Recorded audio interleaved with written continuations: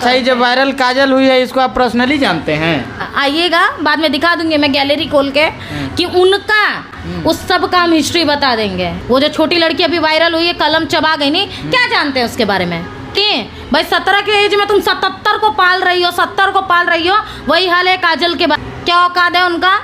हाँ, हमसे आके बतियाइए ना, कोई औकात एक एक चिट्ठा खोल देंगे उसका, उसके माँ बाप का। अरे भाई, जिसको मैंने घर में रख के खिलाया पिलाया, तुमको हर एक चीज दिया, तो उनका औकात क्या है?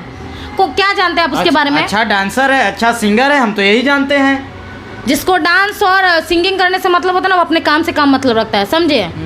तुम डांस के लिए फेमस हुई, हम मानते चलो फेमस हो गए, तुम्हारे ऊपर खेसारी लाल का हाथ गया, तुम फेमस हुई, तो तुम गाना गाओ, तुम डांस करो। तुम्हारा क्या औकात है, या तुमको किसने दिया कि मतलब किसने हक दिया कि तुम किसी को जज करो? क्या औकात है उसका? काजल रगवानी के इतने बराबर आती है जो उसने काजल रगवानी के बारे में बोल दिया। हाँ, काजल रगवानी थूक देगी, कहाँ डूब जाएगी पता नहीं चलेगा।